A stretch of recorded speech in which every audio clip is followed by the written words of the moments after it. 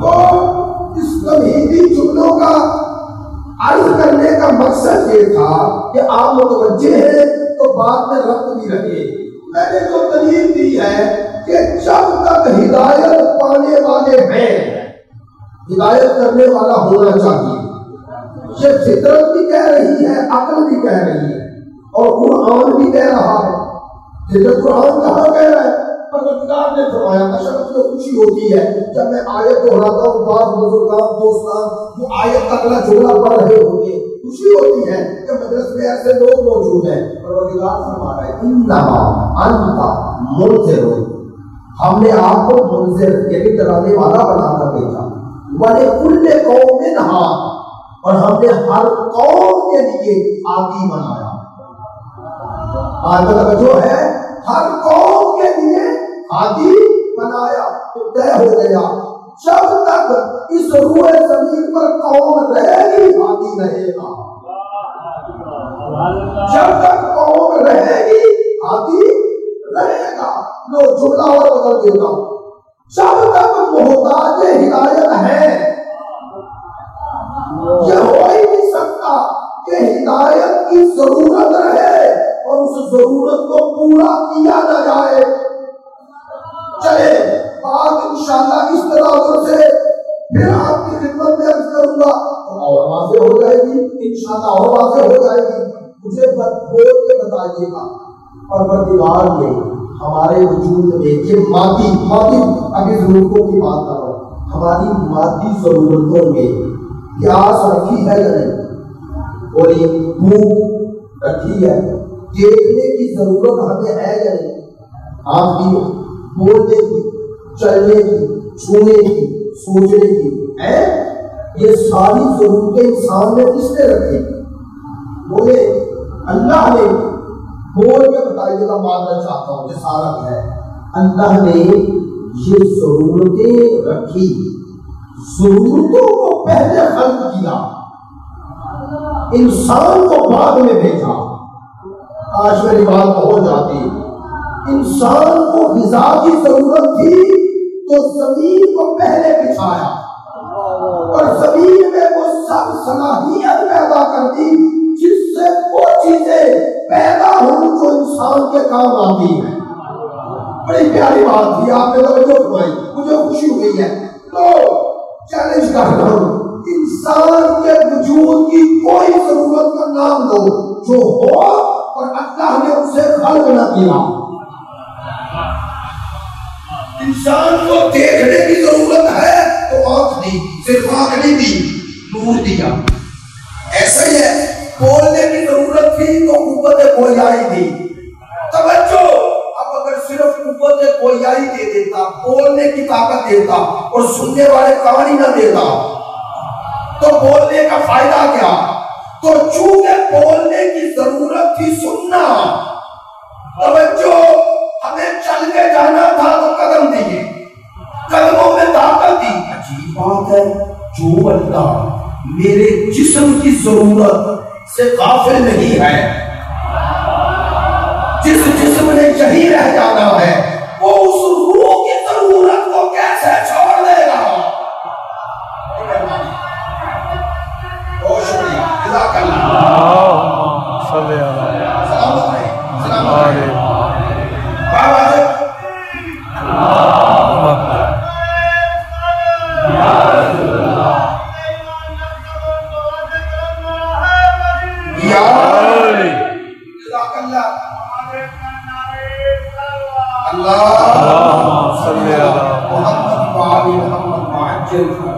ماشاءاللہ، میں بندہ خوش آمد نہیں کر رہا.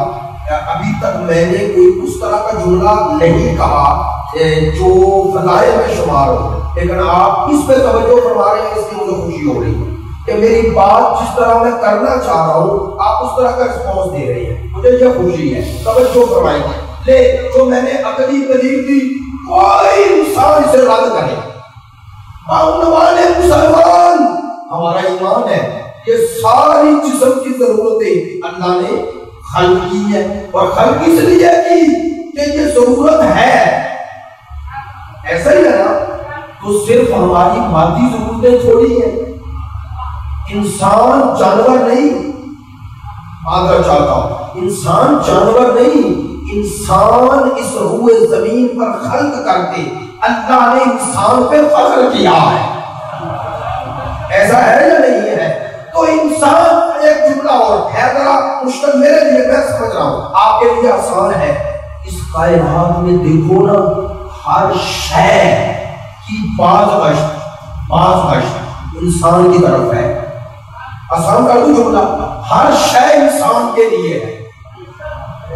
لوگ جاؤ اب اس پہ دیکھتے جائیں، مثال دیتا ہوں، یہ درخت ہے نا، درخت دو طرح کے ہے نا، پھلدار اور غیر پھلدار، بول کے بتائیے گا زیادہ قدر و منزلت کن کی ہے، پھلداروں کی یا غیر پھلدار کی؟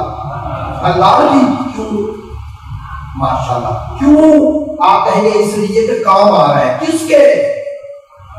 بات وجہ ہے، چل زمینیں ساری اللہ کی زمین، لہو ما فی السماوات والارض، جو کچھ ہے اس کا، بول کے بتائیں زمین بنجر بھی ہے، زرخیز بھی ہے، زیادہ قیمت کس کی ہے؟ کیوں؟ انسان کے کام آ رہی ہے، کاش بات پہنچ جائے، یہ انسان اس دنیا میں دیکھ، ہر شے تیرے لیے ہے، اسی لیے جو دنیا کی قدر و منزلت جانتے ہیں وہ کبھی بھی اپنے آپ کو دنیا سے نہیں بیچتے، باتیں تھوڑی توجہ فرمائیں، جنہیں پتا ہے کہ کائنات ہمارے لیے بنی ہے، ہم اس کے لیے نہیں، اس لیے وہ اپنی کرامت اور عزت نفس کو اس سے نہیں بیچتے۔ کائنات میں جنہیں حقیقت دنیا کا پتا ہے وہی یہ کہہ سکتے ہیں کہ زمین و آسمان کے خزانے بھی دے دو تو ان خزانوں کو ٹھکرا دیں گے، لیکن کبھی کسی پر ظلم نہیں کریں گے۔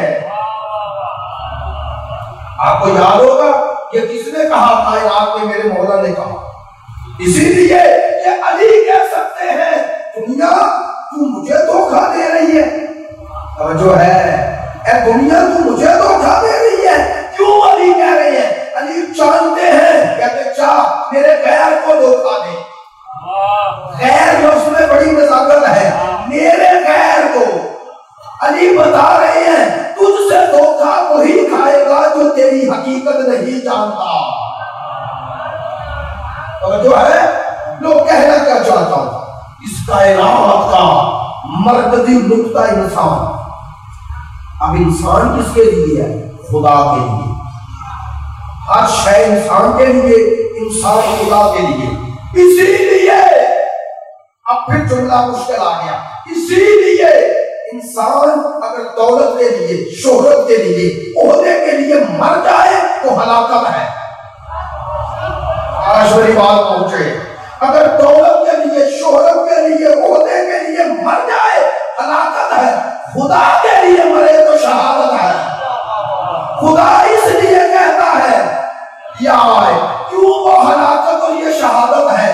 سننا بڑا پیارا جملہ ہے، دنیا کے لیے، منصب کے لیے، شہرت کے لیے، دولت کے لیے مرنا کیوں ہلاکت ہے؟ سننا، اللہ کہتا ہے شہادت پستی کی طرف جانے کا نام نہیں، شہادت بلندی کی طرف جانے کا نام ہے۔ اے انسان تو اس کے لیے مر رہا ہے جو تیرے لیے ہے، وہ تو خلق ہی تیرے لیے ہوا، تیری شہادت تب ہے جب اپنے سے بلند کی طرف سفر کا واہ جو ہے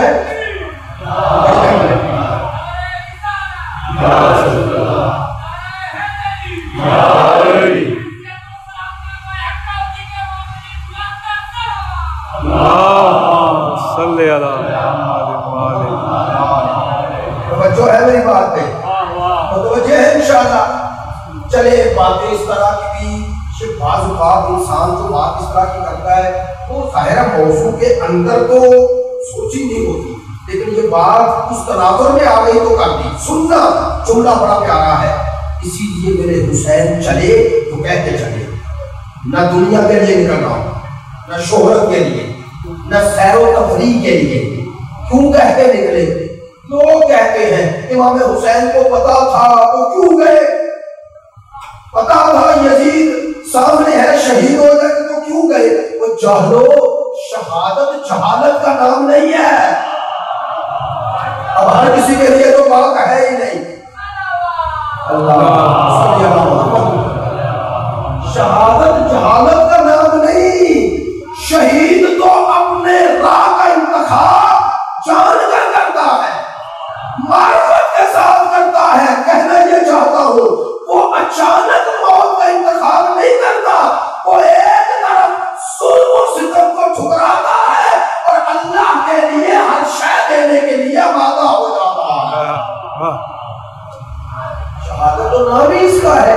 تم سمجھو شہادت کو جہالت کا نام ہے، شہادت اچانک موت کا نام ہے. نہیں. چلے اب جو آپ تک تمہیدی گفتگو کے بعد آج کی مجلس کو آگے بڑھا رہا ہوں کا نتیجہ، جب ہر انسان مانتا ہے اس کائنات کے خلق کرنے کا مقصد وہ انسان کو نقطۂ کمال تک پہنچانا ہے، اور وہ نقطۂ کمال تک تب تک پہنچ نہیں سکتا جب تک کوئی ایسی ہستی نہ ہو جو کمال کی اس منزل پہ فائز ہو، جملے ضائع نہ ہو، جسے دیکھ کر ہم اپنے آپ کو بنائیں.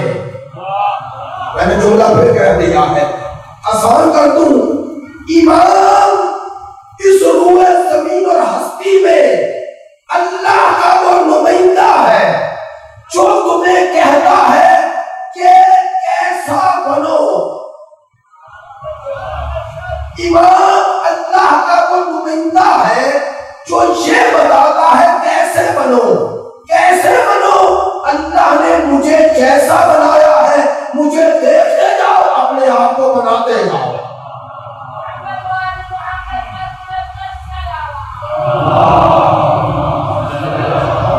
متوجہ انشاءاللہ؟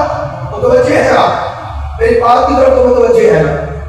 امام یعنی نمونہ، امام یعنی ماڈل، امام یعنی اسوہ، امام یعنی جو انسانوں کے اندر انسان کامل ہے،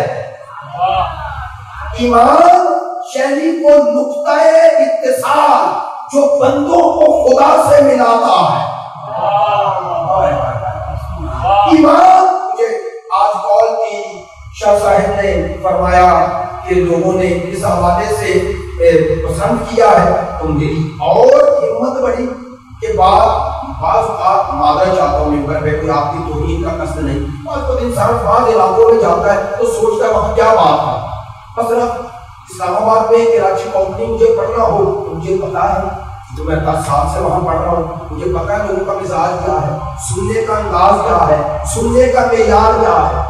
تو آہستہ آہستہ جب بندہ کسی موضوع کو شروع کرتا ہے تب پتا چلتا ہے کہ اس مزاج کے لوگ ہیں یا نہیں. اس لیے توجہ فرمائیں کہ مجھے مایوس نہیں کرنا. جس طرح میں نے سوچا ہے بات ویسے پہنچانا. میں نے جملہ عرض کیا ہے، اب اس کی تشریح کر رہا ہوں خود ہی. ایمان یعنی یہ پوری کائنات، پوری ہستی، جس طرح میرے جسم میں میری روح ہے اور روح کے بغیر میرے جسم کی کوئی قدر و منزلت نہیں ہے، بس اس ہستی میں پوری ہستی جسم ہے اور اس کی روح کا نام امام ہے.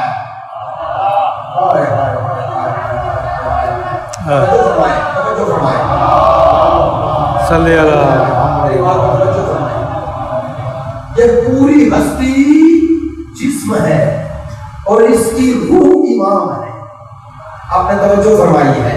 جس طرح روح کے بغیر جسم دفن کر دیتے ہو، اسی طرح اگر ہستی سے ایمان نکل جائے تو مقصد تخلیق بیکار ہو جائے گا. ایمان ہے جو مقصد تخلیق کو پورا کرتا ہے. اسی لیے یہ کائنات تب تک رہے گی جب تک ایمان رہے گا. بس یہی وجہ ہے اللہ نے اس امام کے جانے کے بعد ایک لمحہ بھی اس کائنات کو باقی نہ رکھ کر ہم سب کو سمجھا دیا یہ کائنات اس کی وجہ سے ہے، وہ کائنات کی وجہ سے نہیں ہے.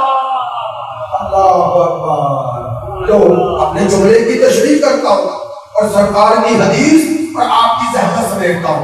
سرکار کی حدیث جو بچے کو یاد ہوگی. سرکار نے فرمایا شیعہ سنی بھائی دونوں اس حدیث کو قبول کرتے ہیں. توجہ فرمانا, سرکار نے کیا فرمایا؟ من مات ولم یعرف امام زمانہ, جو مر گیا اور جہاں کا رہنے والا مر گیا, نہ زمان کی قید نہ مکان کی قید, کسی دور کا مرے اور کہیں مرے. سرکار فرما رہے ہیں نا, مماتا جو مر گیا ولم یعرف امام زمانے ہی, اللہ اکبر, مر گیا اور اپنے زمانے کے امام کی معرفت حاصل نہ کی. بعض باتیں یہ امام واقعہ کا تقاضا ہوگا تھوڑا کھول دے. یہ نہیں فرمایا من مات ولم یعرف اماما, جو مر گیا اور اس نے امام کو نہ پہچانا, نہ امام کو نسبت دی جا رہی ہے زمان کے ساتھ. جو ہے شیعہ سنی دونوں یہ روایت نقل بھی کرتے ہیں قبول بھی کرتے ہیں. یہ میرے پاس منصب امامت کتاب ہے, منصب امامت شاہ اسماعیل شہید کی کتاب ہے. پڑھے لکھے اہل علم دوست نظر آ رہے ہیں. شاہ اسماعیل شاہ ولی اللہ کا پوتا ہے, چھوٹی شخصیت نہیں. شاہ عبدالعزیز محدث دہلوی کا چچا ہے. علمی خاندان میں ان کا نام ہے. یہ منصب امامت کتاب, منصب امامت کتاب میں یہ حدیث ہے کہ جو مر گیا اور اپنے زمانے کے امام کو نہ پہچانا, زمانے کے امام کو, آج بات پہنچ جائے. چلے اس کو واضح کرتا ہوں. جو مر گیا امام زمانے کے امام کی معرفت حاصل نہ کی. سرکار حکم لگا رہے ہیں, سرکار رسالت باب حکم لگا رہے ہیں, من مات ولم یعرف امام زمانہ ہی, جو مر گیا اور اس نے اپنے زمانے کے امام کی معرفت حاصل نہ کی. ماتا میتۃ جاہلیہ, وہ ایسے ہی مرا ہے جیسے میری موجودگی میں ابو جہل مرا ہے.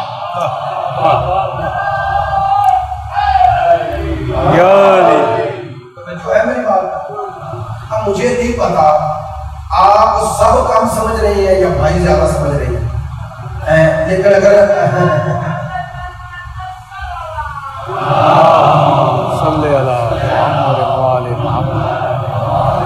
متوجہ ہے میری طرف, آپ میری طرف متوجہ رہیں گے تاکہ جس محبت اور 12 محرم کا دن ہے, 4 عاشورہ محرم, روزانہ میرا 500 کلومیٹر روڈ میں سفر تھا.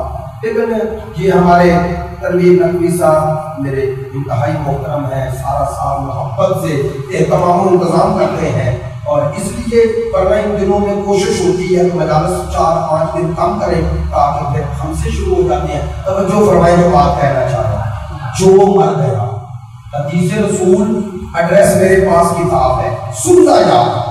مؤدبانہ سوال ہے, سرکار کی یہ حدیث ہے. سرکار جب فرما رہے تھے کہ جو مر گیا اپنے زمانے کے امام کی معرفت کے بغیر, وہ جہلیت کی موت مرا. میں نے جہلیت کا ترجمہ کر دیا ابو جہل کی موت, ورنہ لکھا ہے کتابوں میں جہلیت سے مراد کفر کی موت ہے.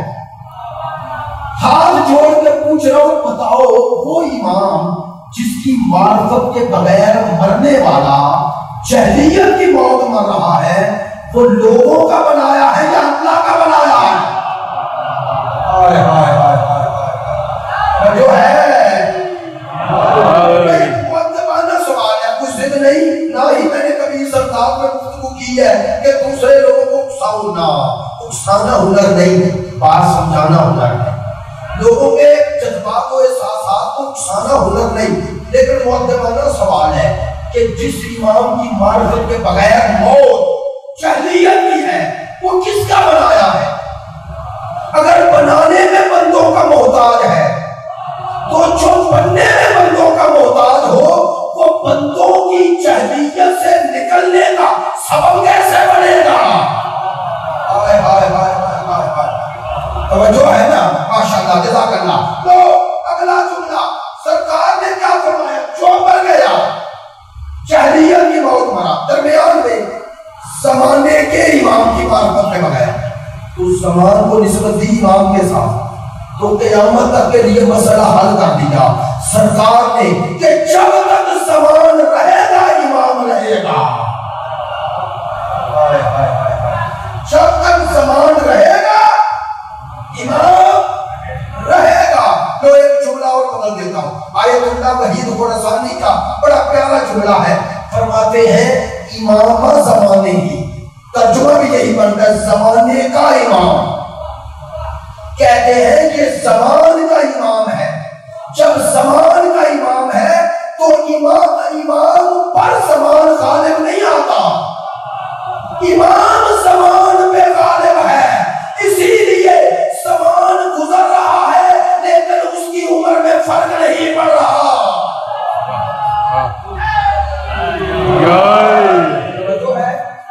یہ ہے حقیقت، اس کے پیچھے یہ فلسفہ ہے، یہ اپنے بارے آقا کے لیے، یہ میں نے تو پڑھی ہی وہ آیات و روایات ہیں، جو آیات و روایات صرف اہل سنت ہو اور آیات کا تعلق ہم سب مسلمانوں سے۔ تو آئے آج کی گفتگو کا یہ پہلو جہاں تک پہنچا، پہلی آیت کل پڑھی تھی کہ اللہ چاہتا ہے کہ دین غالب آئے، ابھی تک غالب نہیں آیا۔ دوسرا روایت پڑھی کہ جب تک زمان ہے امام رہے گا۔ اب سوال ہے ماضی کا لوگ سوال ہی نہیں کرتے تاکہ جھگڑے نہ اٹھے کہ ماضی میں اس روایت کا مصداق کون تھا، ہم نہیں پوچھتے، لیکن آج تو بتاؤ کون ہے۔ آپ نے توجہ نہیں فرمائی۔ اگر حدیث آج ہے تو حدیث کہہ رہی ہے کہ اگر زمان ہے تو امام ہے۔ سوال ہے، بتائیں اگر یہ حدیث آج بھی ہے تو وہ امام کون سا ہے جو ہمیں جاہلیت سے نکالتا رہے؟ لو دوسروں کو جاہلیت سے وہی نکالے گا جو کبھی جاہلیت کے دور میں نہ رہا ہو۔ آپ نے توجہ فرمائی ہے، جملہ اور بدل دیتا ہوں، جاہلیت کا دور تھا کون سا؟ سرکار سے پہلے والا دور۔ تو آپ سوال کر سکتے ہیں کہ سرکار کے اعلان رسالت سے پہلے تو سرکار بھی تھی، مولا کائنات بھی تھی۔ جملہ کہہ رہا ہوں، جان بوجھ کر یہ جملہ کہا ہے، جملہ کہہ رہا ہوں، جاہلیت میں ہونا اور بات ہے اور جاہلیت کا نمائندہ ہونا اور بات ہے۔ نہیں بات پہنچی، مشکل بات تھی، کیا کہنا چاہتا ہوں، جاہلیت میں ہونا یعنی اس میں زندگی بسر کرنا اور بات ہے، اور جاہلیت زدہ لوگوں کی طرح نہ ہونا اور بات ہے۔ اور آسان کروں عزیزوں، بت پرستوں میں ہو کر بت شکن بن جانا، بات توجہ ہے۔ لو آج کی مجلس اور الحمدللہ آج باتیں تھوڑی مشکل تھی، کل کی میری تقریر کے لیے تمہید ضروری تھی۔ میں چاہتا تھا امام زمان کے حوالے سے صرف ہم ہوائی باتیں نہ کریں، ایسے دلائل آپ کے پاس ہوں عقلی اور نقلی جن کی بنیاد پر ہمارے اندر امام کی معرفت اور محبت اور بڑھے۔ اس لیے میں نے یہ باتیں کی اور جان بوجھ کر کی۔ توجہ فرمائیں گے، کل آیات کا اگلا مرحلہ اور پھر عرض کروں گا وہ آقا و مولا کا قرآن میں کہاں ذکر ہے۔ کل یعنی آج کلی گفتگو تھی، کل خصوصی ہے کہ امام کے وجود کو قرآن سے ثابت کیسے کریں۔ میری بات کا توجہ ہے، بات کا توجہ ہے۔ لو اللہ نے سلسلہ نبوت میں امامت کا بھی ذکر کیا ہے، میرے پاس آیا نہیں ہوگی۔ حضرت ابراہیم کو نبی بھی بنایا، رسول بھی بنایا اور ماشاءاللہ امام بنایا نا۔ قرآن میں ہے انی جاعلک للناس اماما، تو حضرت ابراہیم سلسلہ امامت میں پہلے امام، ایسا ہی ہے۔ اللہ نے کیوں ذکر کیا حضرت ابراہیم کا؟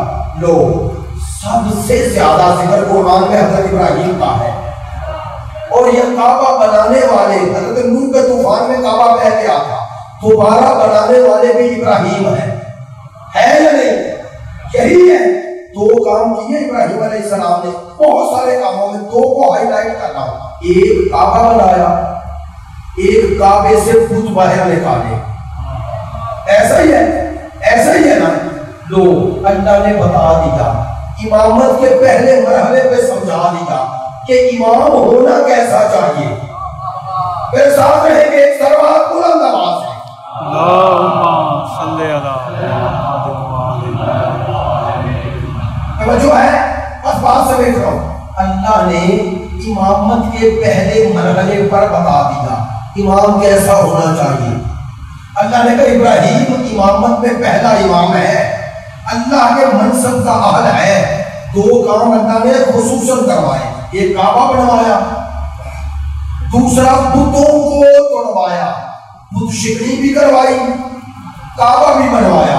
تو اللہ نے بتا دیا امام میں کم از کم کعبے سے اس کا تعلق ایسا ہونا چاہیے۔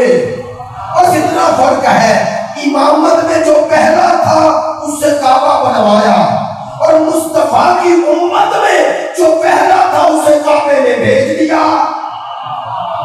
ہائے ہائے ہائے ہائے، توجہ ہے، اسے کعبے کے اندر بھیج دیا، اور وہ جو آخری ہے وہ بھی کعبے سے آئے گا۔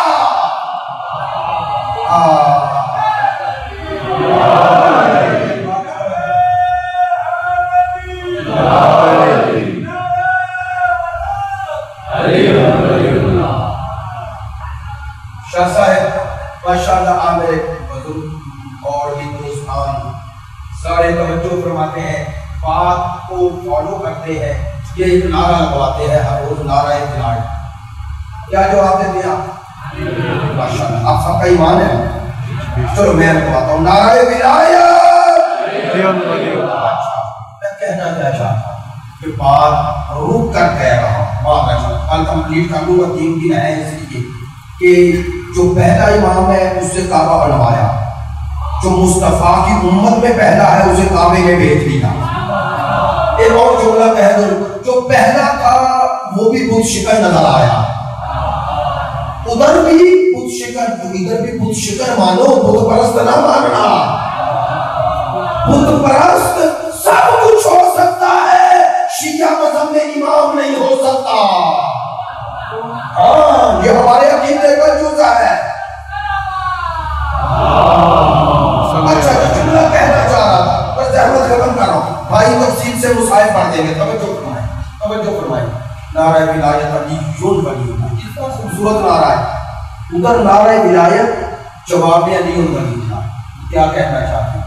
کہنا یہ چاہتی ہو کہ ولایت یہ ہے، کیا علی کو اللہ کا ولی ماننا۔ کس کا ولی؟ اللہ کا۔ تو اگر آپ علی ولی اللہ لکھیں تو ایسے لکھیں گے نا، علی ولی اللہ، ایسے ہی ہے نا بھائی۔ اگر لفظوں کی بات ابھی کر رہا ہوں، تلفظ کی نہیں، علی لکھیں گے، ولی لکھیں گے، اللہ لکھیں گے۔ لو بھائی آپ سب کو پیغام دے رہا ہوں، علی ولی اللہ، علی اور اللہ کے درمیان ولی ہے، بس یہ درمیان میں ولی رہے تو شیعت ہے، نکل جائے تو مسیحیت ہے۔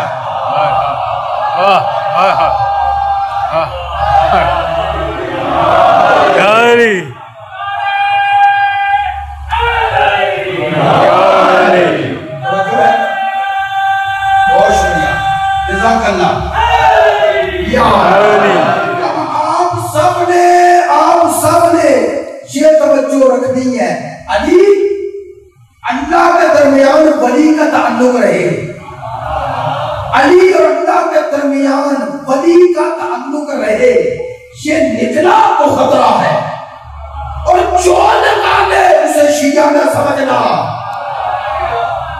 توجہ فرمائے، جیسے ہی ولی نکلے گا تو علی اللہ بن جائے گا نا۔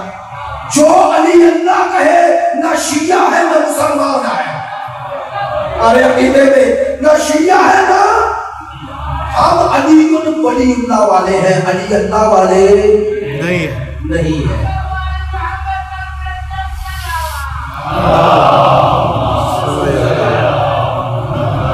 چلو یہ میرا مطمع نظر بھی ہوتا ہے، میرا ایمان بھی ہے، ڈیوٹی بھی ہے، ذمہ داری بھی ہے.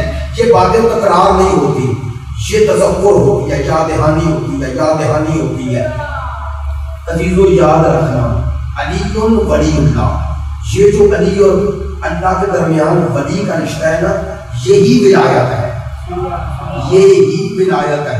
میں اکثر کہا کرتا ہوں 2 حدیں میرے مولا علی نے بتائی، ورنہ مجھے بتانا چلتا.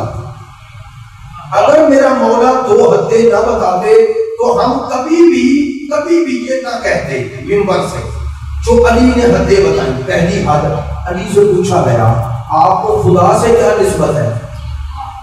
خدا سے کیا نسبت ہے؟ میرا علی بول پڑے الہی کفا بی فخرا ان تکون لی ربا، میرے فخر کے لیے اتنا ہی کافی ہے تو میرا رب ہے. یہ میرا علی بول رہے ہیں. اور اگلا جملہ کفا بی عزن ان اکون لک عبدا، اور میری عزت کے لیے اتنا ہی کافی ہے کہ میں تیرا بندہ ہوں. نہ سننا نہیں پتا کتنے دوست اس طرح کی بات کے مزاج رکھتے ہیں یا نہیں. میرے مولا نے عزت کے ساتھ عبد کا ذکر کیا، بندگی، عزت اور بندگی، عزت اور بندگی. علی نے بتایا عزت بندہ بننے میں ہے، خدا بننے میں نہیں.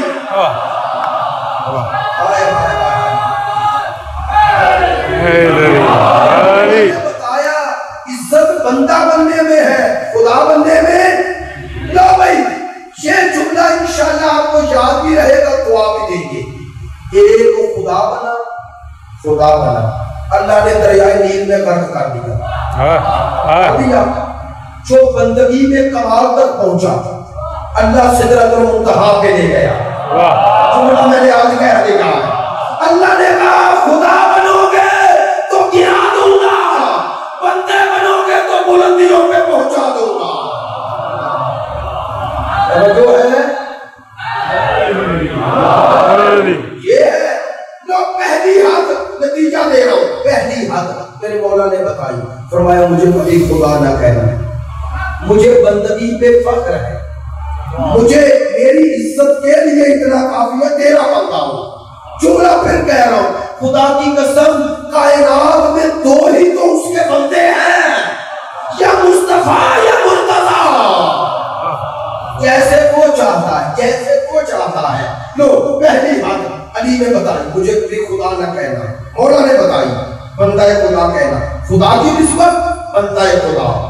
ایسا ہی دوسری حالت علی سے پوچھا آپ کو مصطفیٰ سے کیا نسبت؟ کہنے لگے انا عبد من عبید محمد. ایسا ہی ہے. حالانکہ میری بات سنیں، میں ماننا چاہتا ہوں، پاس میں توجہ فرمائی. جب بھی کسی نے علی سے پوچھا آپ کو مصطفیٰ سے کیا نسبت، انہوں نے کہا میں عبد ہوں. جب بھی کسی نے مصطفیٰ سے پوچھا آپ کو علی سے کیا نسبت، انہوں نے عبد نہیں کہا، انہوں نے کہا علی مجھ سے میں علی سے. ایسا ہی ہے. جب بھی کسی نے مرتضیٰ سے پوچھا انہوں نے کہا میں بندہ ہوں. جب بھی کسی نے مصطفیٰ سے پوچھا انہوں نے کہا علی مجھ سے ہے. تو کیا دونوں کی باتوں میں تضاد تھا؟ تضاد نہیں، دونوں نے 2 کام کیے. مرتضیٰ نے سمجھایا کہ مقام مصطفیٰ کیا ہے اور مصطفیٰ نے سمجھایا شان مرتضیٰ کیا ہے.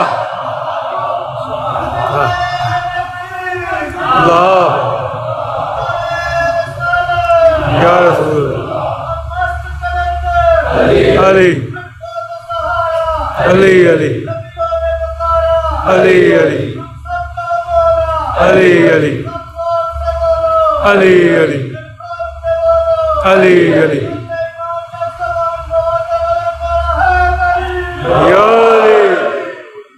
جو ہے. بس میں نے بات کر دی، بھائی موجود ہے، معذرت چاہتا ہوں. شاہ صاحب کی محبت کرتے ہیں جی، کم از کم 3 ہی تو مجلسے ہیں تو فضائل کا حصہ زیادہ ہو جائے، اس لیے میں نے یہ پیغام آخر پہ دیا. لو بھائی اس امام پاک کے ساتھ اور کسی کے خوف سے نہیں، اپنا عقیدہ بتا رہا ہوں. ایک علی کو خدا نہ بناؤ، علی کو بندگی پہ فخر ہے.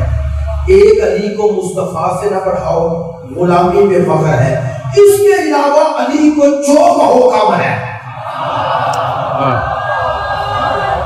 حیدری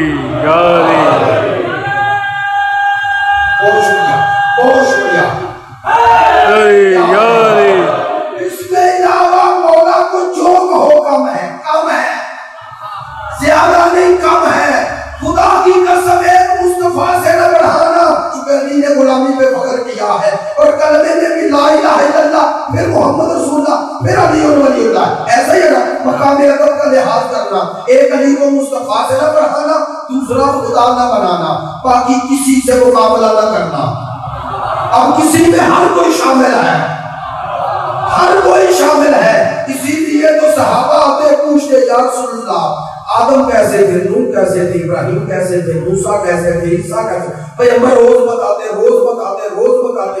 صحابہ پھر پوچھتے. ایک دن پیغمبر نے فرمایا میرے صحابہ تمہیں آج بتاؤں گا نہیں کہ وہ نبی کیسے تھے، دکھا دیتا ہوں کہ وہ نبی کیسے ہیں. یا رسول اللہ کیسے ہیں؟ فرمایا الریاض النظرہ من ارادہ جو چاہے ان ینظر الی آدم فی علمہ و الی نوح فی فہمہ و الی ابراہیم فی خلقتہ و الی موسیٰ فی ہیبتہ و الی عیسیٰ فی زہدہ. آدم کو علم میں، نوح کو فہم میں، ابراہیم کو خلقت میں، موسیٰ کو ہیبت میں، عیسیٰ کو زہد میں. سرکار فرمانے دیکھنا چاہے اسے دیکھے. صحابہ نے سر اٹھایا. پیغمبر نے بلا تشبیہ جو اشارہ کیا مسجد نبوی کے دروازے سے ایک ہستی آ رہی تھی. فرمایا فَلْيَنْظُرْ إِلَىٰ وَجْهِ عَلِيٍّ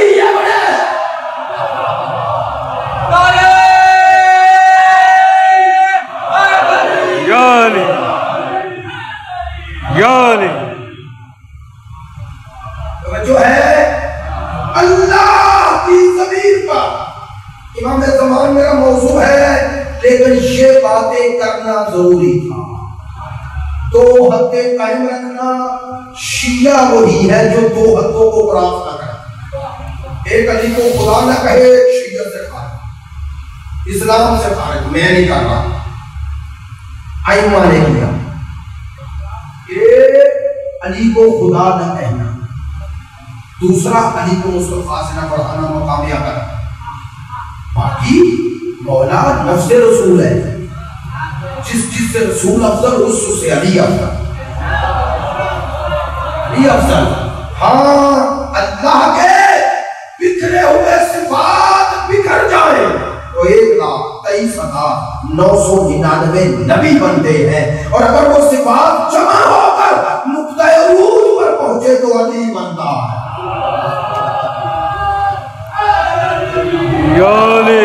پہلا علی ہو کیا آخری علی ہو، وہ آنے والا بھی یہ صفات لے کے آئے گا. حدیث میں موجود ہے میرا آقا مولا سارے صفات نبی لے کے آئے گا. اب وہ جملہ جو زمین و آسمان کی زینت بنے اسے علی کہتے ہیں، جو علی کی زینت بنے اسے زینب کہتے ہیں. جو اس علی کی زینت بنے انہیں زینب کہتے ہیں. ہمت بھی نہیں رہی، بالکل ہمت جواب دے گئی معذرت چاہتا ہوں، اور وقت بھی نہیں بھائی سے بھی معذرت کے ساتھ میں اس لیے انشاءاللہ وہ آپ کو تفصیلی مسائل سنا دیں گے. ایک جملہ کہتا ہوں، 12 محرم کا دن گزر گیا. کل میں نے جملہ کہا تھا ذہنوں میں ہے، 4 بہنیں ہیں جو بھائیوں کی لاش پہ آئی ہیں. 2 کافر ہیں، 2 مسلمان ہیں.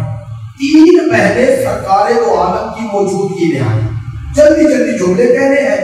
پہلی بہن جو بھائی کی لاش پہ آئی، ہمارے ابن عبد خود کی بہن، کافر اور کافرہ بہن اور کافر مرد آئی. لاشیں کو دیکھا، جنگ خندق، روئی نہیں. سمجھا بیویوں نے سکتے میں آ گئی. کسی نے شانہ ہلایا، کہتی ہے میں سکتے میں نہیں. تو کہتی ہے روتی کیوں نہیں؟ کہتی ہے اس لیے کہ میرے بھائی کا قاتل غیرت مند ہے. اس نے قتل کیا لیکن اس نے لاش کی توہین نہیں کی. کہتی ہے عربوں کی عادت ہے قتل کرنا، جب کوئی میدان میں آتا ہے تو ایک فاتح ہے. پہلی بہن آئی تھی نوحہ پڑھنے، چلی قاتل کا قصیدہ پڑھتی. کہتی غیرت مند ہے لہذا عربوں کی رسم ہے، چلی گئی.